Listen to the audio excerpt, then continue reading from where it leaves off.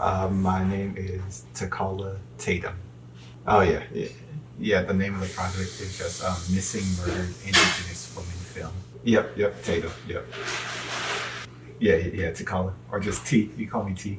We've been working on the film, as you might know, Missing Murdered Indigenous Women Film. It's been getting a lot of attention, and I just got contacted like 20 minutes ago about being an interest in being interviewed on a radio station based in San Francisco, California. And I immediately just jumped on it. He said at 12 p.m. today, it's 11:58 a.m. And he said he wanted to get me on the radio show. So I was like, man, I just jumped at the opportunity. I'm just I'm just getting off from an all-nighter. Been grinding on the movie, man. We're just gonna roll with the punches. We're just gonna see how it goes. I'm excited. I couldn't pass up on this opportunity. No matter how big the radio show is or how small it is, doesn't matter. If someone was willing to put their time in to contact me to try to give this film and what we're trying to do spotlight. If I passed up on that, that would just be a bad business move. Let's see how it goes. And here it is right now. Oh, I'm nervous. Hello, is anyone there? He told me it'd be best if I call him on a landline. To be honest, I barely know what a landline is. I'm assuming they're talking about the phones that's directly connected to like an Ethernet port. Ain't nobody got those junks in 2021, bro. All I got is my cell phone. That's just what we're gonna have to work with. I feel so nervous. To be thrown on the spot and be interviewed about your work and what you're doing and be able to make sure you say the right things and get out your message properly on the spot is nerve-wracking. I've been prepared, I have these type of conversations in my head all the time. 24. Law here on KXSF, San Francisco's 102.5 FM and broadcasting over the web at KXSF.FM. Ladies and gentlemen, what has not hit national attention, or certainly has to a lesser degree, is the exploitation, the murders, the disappearance, the missing persons related to Native American communities, and all of the societal impacts that are at play there. Here to explore that issue and its larger context is a creator of a fantastic new film called Missing Murdered Indigenous Women Film. A sex trafficking ring near the reservation kidnaps a girl. The boyfriend finds himself with no choice but to save her all by himself. Thus, the issues there are very much topical to what we're talking about in the larger context as a nation. Here to guide us through that is the creator of this film. It's Tokala Tatum. Mr. Tatum, thank you so much for being on the program. Yes, sir. Thank you for having me. I'm excited. I'm glad to be here. Hello? Yeah, I'm here. Can you hear me? Yes. Yeah. Thank you so much for being on the program. Yep, yeah, thank you for having me. I'm very excited to be here.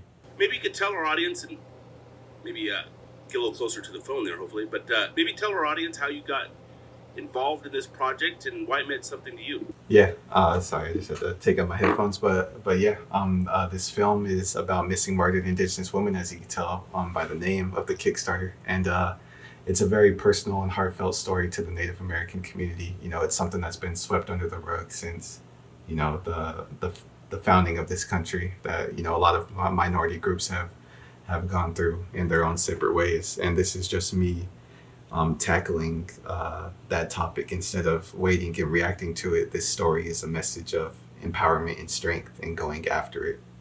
And yeah, that's where this story stems from. Maybe you could unpack that a little bit. I mean, maybe I sort of painted with too broad of a brush there. The specific focus of the film is the problem of this particular case, or are we talking about a larger issue within Native American communities in this country as far as, sex trafficking, women, and issues surrounding that?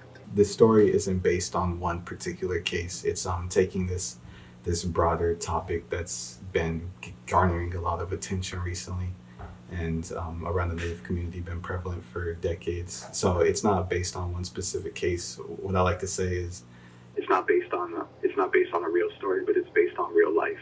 It's tackling all that broad, just so many cases all in one, and forming a fictional topic about it.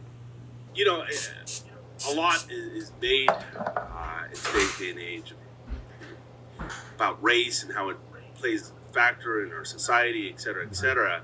And there's such a binary there, for better or for worse. You know, it's almost like a black-white binary. But certainly, one of the most significant, I guess, racial issues or indigenous issues in this country is the treatment of Native peoples. And I'm sure that there's missing and murdered women within every racial classification or category.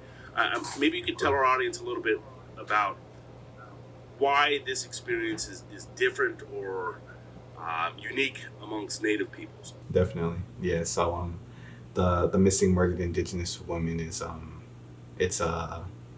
it's a name that's garnered a lot of attention, but the reason that it feels unique is because of the circumstances, because of the built up history that's been happening to Native Americans in all aspects since this country has been founded and up until now. The one word that I can use to describe all of it is just injustice. It's injustice.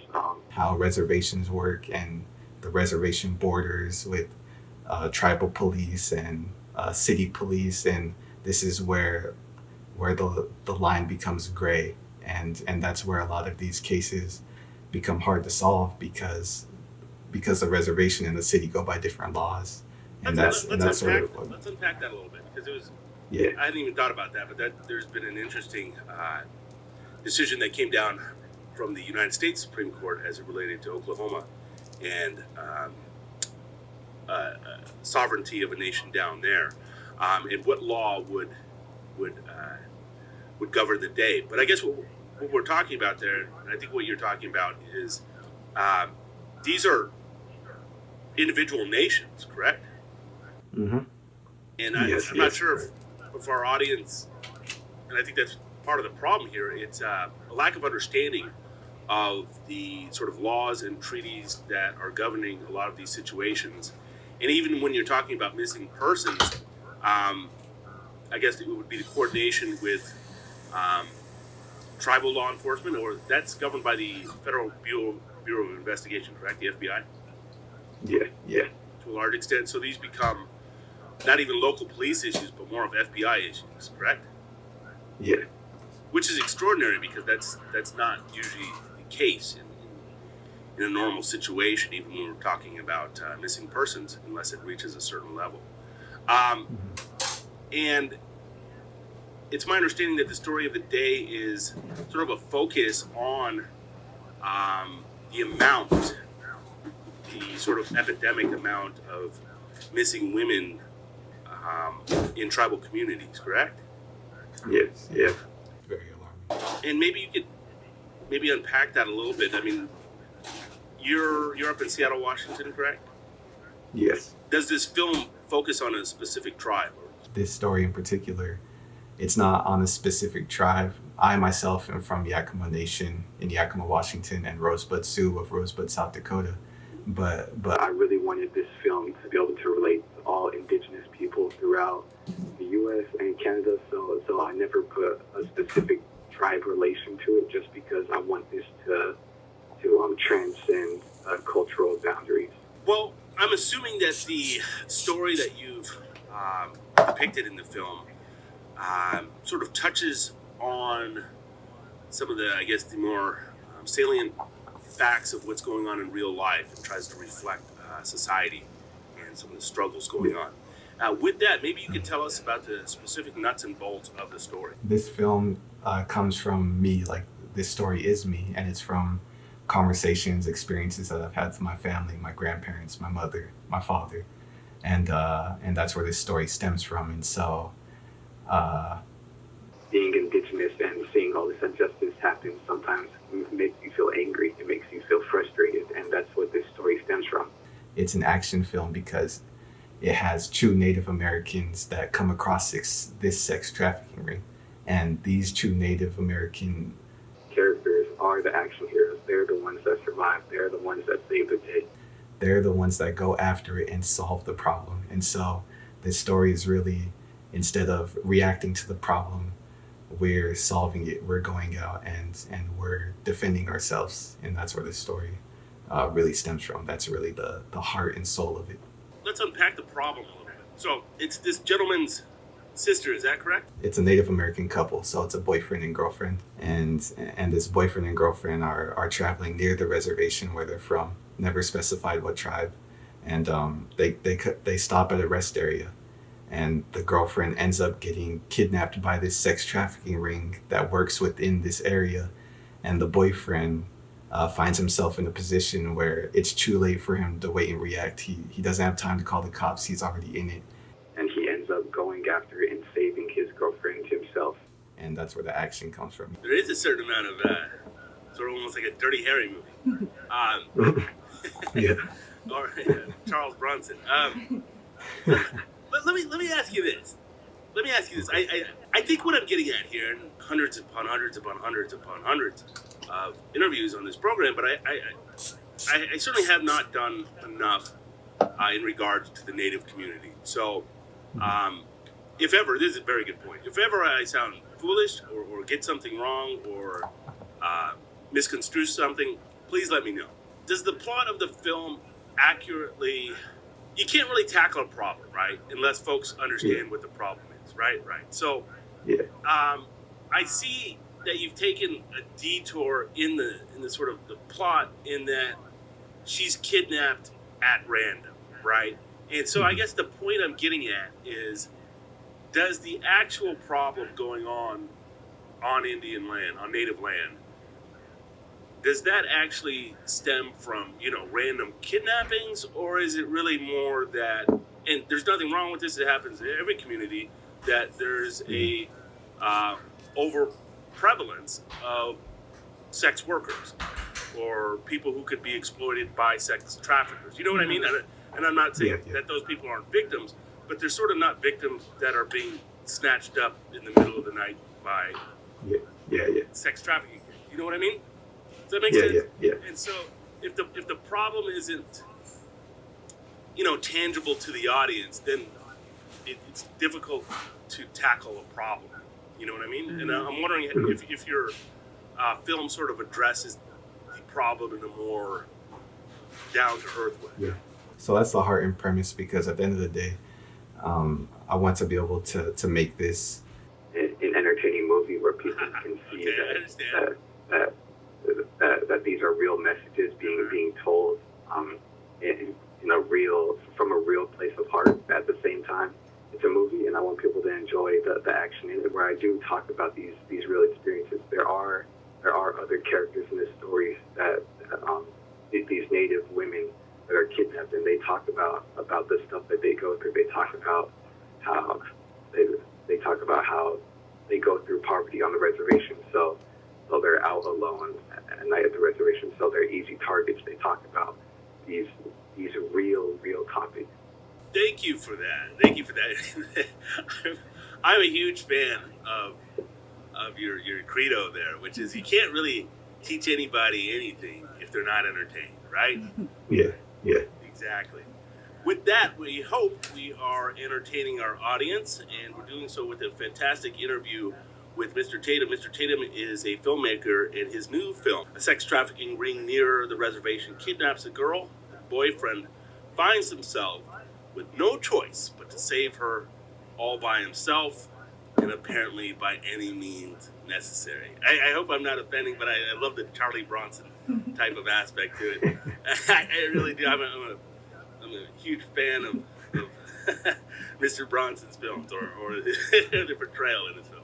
Okay, ladies and gentlemen, awesome, you're listening to Folk Law here on KXSF LP, San Francisco's 102.5 FM, and broadcasting over the web at kxsf.fm. Stay tuned, everyone. We've got more great programming coming right up. That was the first segment so far. I'm not gonna lie, I'm feeling a lot of pressure. I'm feeling a lot of anxiety trying to answer these questions, because I know how radio stations work. I know they're looking for some kink in the armor. They're looking for something to tackle. They're looking for something to build controversy on. And so I am feeling pretty anxious right now. I'm trying to do my best to make sure that this story is being given justice. But as of right now, it's pretty tough. It's pretty tough. And I know in my heart that I'm telling a real story. I know in my heart that this comes from a real place of heart. This comes from me. This story is me. And I hope people could realize that. And I'm just trying to keep my head strong right now. Telling a story like this that's so personal to me that, you know, it's real to me. You know, I say it's it's not based on a real story, but it's based on real life. And I mean that. You know, I'm not tackling any one particular case. This is a Native American film where I want natives to feel empowered. So no matter what you're going through, this will make you feel strong. This will give you a sense of hope. And that's what I'm aiming for. This is my first full-length feature film, and for me to be getting this much attention, this much praise and support, man, like I can't be grateful enough for it. But I'd be lying to you if I said I wasn't pressured and I wasn't feeling very anxious right now, because I am feeling very anxious right now just to have all this attention on me. And you know, no matter what, at the end of the day, whether I feel anxious, afraid, nervous, I'm always glad to have this opportunity. Always. You know, I want this story to be able to transcend boundaries, cultural, geographical, it doesn't matter. I want anyone to be able to relate to this story. This is why it's a fictional story. This story is based off of emotion. It's based off of what I feel. It's based off of what I know my family has felt. It's based off what I know other Indigenous people have felt. Now, I'm not tackling any one particular case. I'm not tackling any one particular tribe. I'm not tackling any one particular anything. This is for all Indigenous people. When you see this film, I want you to feel empowered. I want you to feel hyped up. I want you to feel like we need to make a change. We need to fight for ourselves. When we left off, we were talking about the sort of plot crux that got the movie going. But underlying that, of course, are some of the issues that you're trying to highlight. And just to sort of unpack what those are, Native American women are murdered and sexually assaulted at rates as high as 10 times the average in certain countries in the United States. Crimes overwhelmingly committed by individuals outside the Native American community. That's fascinating. I think the rage that you're talking about as a member, one of those communities is, I hate to laugh, but it's almost time honored, or it's throughout history. I'll use simple language here. You're a pissed off guy who's pissed off that guys from outside of the community are taking advantage of his women. He meets other women who have been victimized. And I was wondering if any of those stories come from true stories that you heard, and what those stories are. And one example is recently on the news. I can't remember exactly where it was in the U.S., but near a reservation where these oil workers were at with the oil pipelines. Like 7 of the oil workers were found and arrested because they were trying to lure these Indigenous women around, and they were found armed with pistols. And that is almost exactly how this story goes. And so a lot of these girls that are kidnapped and found being held by these sex traffickers, that I call them, come from that same experience. A good example of it is that we have these things called powwows, and a powwow is a cultural celebration, and it's where Indigenous people from all tribes come to one location, and it's basically just like a festival. And this is where a lot of bad stuff can happen, because there's a lot of new faces. Reservations are typically small, so there's a lot of new faces, and that's where a lot of people could go missing, because it could kind of go under the radar, and that's where some of these characters come across, and that's what their experiences are. I'm sorry, I want to get this right, and I hope I didn't mishear it. The powwow, I get the generals, but are you saying it's like a party where someone could go missing? I'm sorry. Yeah, I wouldn't put that much of a blanket statement on it, but what I mean by that is a powwow is a cultural festival where people from outside the reservation, so it's not just Indigenous people, it could be anyone from any ethnicity could come to these festivals. And reservations are usually pretty closed off, there's not much going on there, so these powwows are where stuff really are, where a lot of people come from and gather around. And not saying that that this happens often and that it happens all the time. And these are bad places, but this is a place where stuff like that can happen, and that's where Let me ask you this, and I don't want to. Number one, I don't want to say too much about what happened in Atlanta. One reason I don't want to give too much notoriety to the suspect in this case. I sort of had a vision in my head of reservation life, and if we're talking about sex trafficking, a lot of times we're talking about it in places like massage parlors. Again, I'm not saying that that's what was going on in Atlanta. I don't know. Okay, but certainly traditionally, that is a place where a certain amount of sex trafficking or sex work, however you want to.